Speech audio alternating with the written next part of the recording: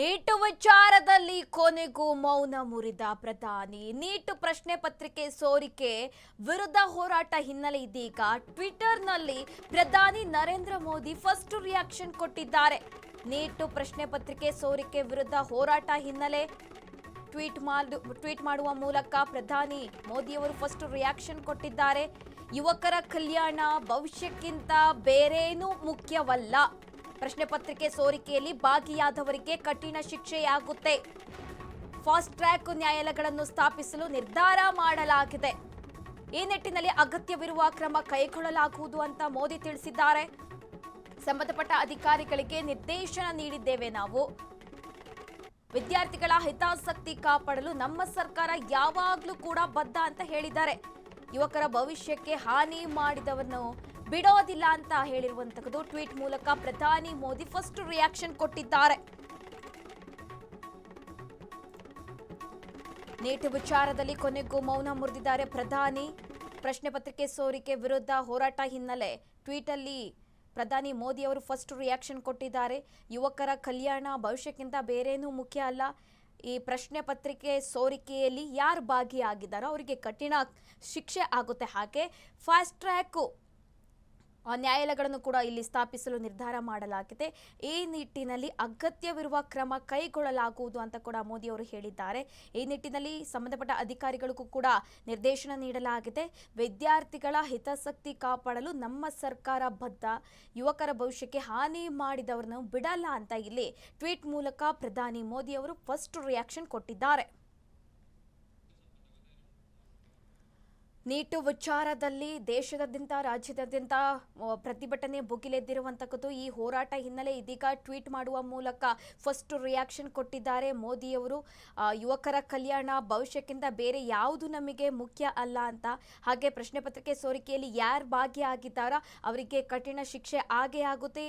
ಇದಕ್ಕೆ ಸಂಬಂಧಪಟ್ಟಂತೆ ಅಧಿಕಾರಿಗಳಿಗೂ ಕೂಡ ನಿರ್ದೇಶನ ಕೊಡಲಾಗಿದೆ ಅಂತ ಟ್ವೀಟ್ ಮೂಲಕ ಪ್ರಧಾನಿ ಮೋದಿ ಅವರು ಫಸ್ಟ್ ರಿಯಾಕ್ಷನ್ ಕೊಟ್ಟಿದ್ದಾರೆ.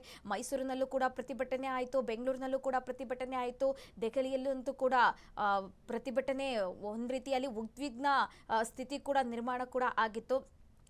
ಏನು ಶಿಕ್ಷಣ ಸಚಿವರಾದಂತಹ ಧರ್ಮೇಂದ್ರ ಪ್ರಧಾನ್ ರಾಜೀನಾಮೆ ಕೊಡಬೇಕು ಅಂತ ಕೂಡ ಒತ್ತಾಯ ಹೇರಲಾಗ್ತಾ ಇತ್ತು.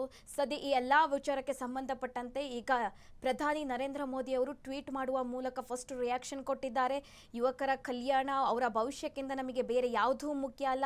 ಈ ಪ್ರಶ್ನೆ ಸೋರಿಕೆ ಪತ್ರಿಕೆಯಲ್ಲಿ ಯಾರು ಭಾಗಿಯಾಗಿದ್ದಾರೋ ಅವರಿಗೆ ಕಠಿಣ ಶಿಕ್ಷೆ ಆಗೇ ಆಗುತ್ತೆ ಅಂತ ಈಗ ಟ್ವೀಟ್ ಮೂಲಕ ಮಾಹಿತಿ ನೀಡಿರುವಂತದ್ದು. ಈ ಬಗ್ಗೆ ಹೆಚ್ಚಿನ ಡೀಟೇಲ್ಸ್ ಕೊಡ್ತಾರೆ ನನ್ನ ಸಹೋದ್ಯೋಗಿ ಸಾಹಿಲ್ ದೂರವಾಣಿ ಸಂಪರ್ಕದಲ್ಲಿ ಜಾಯ್ನ್ ಆಗಿದ್ದಾರೆ. ಸಾಹಿಲ್, ಈಗ ನೀಟ್ ವಿಚಾರದಲ್ಲಿ ದೇಶಾದ್ಯಂತ ಏನು ಅಸಮಾಧಾನ ಅಂದ್ರೆ ಒಂದ್ ರೀತಿಯಾಗಿ ಉದ್ವಿಗ್ನ ಪರಿಸ್ಥಿತಿ ನಿರ್ಮಾಣ ಆಗಿರುವಂತದ್ದು. ಇದೀಗ ಮೋದಿ ಅವರು ಕೂಡ ಫಸ್ಟ್ ರಿಯಾಕ್ಷನ್ ಕೊಟ್ಟಿದ್ದಾರೆ. ಏನು ಈ ವಿಚಾರಕ್ಕೆ ಸಂಬಂಧಪಟ್ಟಂತೆ ಫಾಸ್ಟ್ ಟ್ರ್ಯಾಕ್ ನ್ಯಾಯಾಲಯಗಳನ್ನು ಕೂಡ ಸ್ಥಾಪಿಸಲು ನಿರ್ಧಾರ ಮಾಡಿದ್ದಾರೆ. ಏನೆಲ್ಲ ಡೀಟೇಲ್ಸ್ ಇದೆ ಸಾಹಿಲ್? ಸುರಭಿ, ಪ್ರಧಾನಿ ನರೇಂದ್ರ ಮೋದಿ 42 ದಿವಸಗಳ ನಂತರ ಮೌನ ಮುರಿದಿರುವಂತಹದ್ದು ನಿಜಕ್ಕೂ ರಾಷ್ಟ್ರ ರಾಜಕಾರಣದಲ್ಲಿ ಒಂದು ಸಂಚಲನಾತ್ಮಕವಾದಂತಹ ಬೆಳವಣಿಗೆ ಇದು. ಜಂತರ್ ಮಂತರ್ನಲ್ಲಿ 28,000ಕ್ಕೂ ಹೆಚ್ಚು ವಿದ್ಯಾರ್ಥಿಗಳು ಪ್ರೊಟೆಸ್ಟ್ ಮಾಡಿದ್ರು. ಅದಾದ ನಂತರ ಲಾಠಿ ಚಾರ್ಜ್, ಪ್ರಹಸನ ಇವೆಲ್ಲವೂ ಕೂಡ ಗೊತ್ತೇ ಇದೆ. ಶಿಕ್ಷಣ ಸಚಿವರಾಗಿರುವಂತಹ central education minister Dharmendra Pradhan ರಾಜೀನಾಮೆ ಕೊಡಬೇಕು ಅಂತ ಹೇಳಿ ಸಿಜೆಪಿ ಪ್ರತಿಭಟನೆಯನ್ನ ಮಾಡ್ತಾ ಇದೆ. ಇನ್ನು ಅದಕ್ಕೆ ಸಂಬಂಧಪಟ್ಟ ಹಾಗೆ ಈಗ ಮಳೆಗಾಲದ ಅಧಿವೇಶನವೂ ಕೂಡ ಇದೆ. ಇಂತಹ ಸಂದರ್ಭದಲ್ಲಿ ಲೋಕಸಭೆಯ ವಿಪಕ್ಷ ನಾಯಕ ರಾಹುಲ್ ಗಾಂಧಿಯ ನೇತೃತ್ವದಲ್ಲಿಯೂ ಕೂಡ ಪ್ರಧಾನಿ ನರೇಂದ್ರ ಮೋದಿ ಅವರ ನಿವಾಸದ ಎದುರೇ ಅಹೋರಾತ್ರಿ ಪ್ರತಿಭಟನೆಯೂ ಕೂಡ ನಡೆಯಿತು. ಸೊ ಈ ಎಲ್ಲ ಬೆಳವಣಿಗೆಗಳ ನಂತರ ಪ್ರಧಾನಿ ನರೇಂದ್ರ ಮೋದಿಗೆ ಯಾವುದೇ ನಿರ್ವಾಹ ಇರಲಿಲ್ಲ. ಅಲ್ಲಿ ದೇರ್ ಇಸ್ ನೋ ಆಪ್ಷನ್. ಇಲ್ಲಿ ಟ್ವೀಟ್ ಮಾಡಲೇಬೇಕಾದಂತಹ ಅನಿವಾರ್ಯತೆಗೆ ಪ್ರಧಾನಿ ಬಂದಿರುವಂತಹದ್ದು. ವಿದ್ಯಾರ್ಥಿಗಳ ಭವಿಷ್ಯದ ಮೇಲೆ ನನಗೆ ಕಾಳಜಿ ಇದೆ. ಫಾಸ್ಟ್ ಟ್ರ್ಯಾಕ್ ಕೋರ್ಟ್ ಅನ್ನ ನಿರ್ಮಿಸ್ತೀವಿ. ನೀಟ್ ಪ್ರಶ್ನೆ ಪತ್ರಿಕೆ ಸೋರಿಕೆಯಲ್ಲಿ ಯಾರ್ಯಾರು ಭಾಗಿಯಾಗಿದ್ದಾರೋ ಅಂತವರ ವಿರುದ್ಧ ಕಠಿಣ ಕ್ರಮವನ್ನ ತೆಗೆದುಕೊಳ್ತೀವಿ ಅನ್ನುವಂತ ಒಂದು ಭರವಸೆಯನ್ನು ಕೊಟ್ಟಿದ್ದಾರೆ. ಆದ್ರೆ ಎಲ್ಲ ಒಂದು ಕಡೆ ಧರ್ಮೇಂದ್ರ ಪ್ರಧಾನ ಬಗ್ಗೆ ಪ್ರತ್ಯೇಕವಾಗಿ ಏನು ಮೆನ್ಷನ್ ಮಾಡಿಲ್ಲ ನರೇಂದ್ರ ಮೋದಿ. ಇನ್ನು ಪ್ರಧಾನ್ ರವರ ರಾಜೀನಾಮೆ ಕುರಿತು ಕೂಡ ಪ್ರತ್ಯೇಕವಾಗಿ ಏನು ಮೆನ್ಷನ್ ಮಾಡಿಲ್ಲ. ಈ ಎಲ್ಲವನ್ನು ಗಮನಿಸ್ತಾ ಇದ್ರೆ ಎಲ್ಲ ಒಂದು ಕಡೆ ಶಿಕ್ಷಣ ಸಚಿವರನ್ನ ರಕ್ಷಿಸುವಂತ ಪ್ರಯತ್ನಗಳಾಗ್ತಾ ಇದೆಯಾ ಎನ್ನುವಂತ ಅನುಮಾನವೂ ಕೂಡ ಸೃಷ್ಟಿಯಾಗಿದೆ. Surabhi. Okay Sahil, okay, thank you.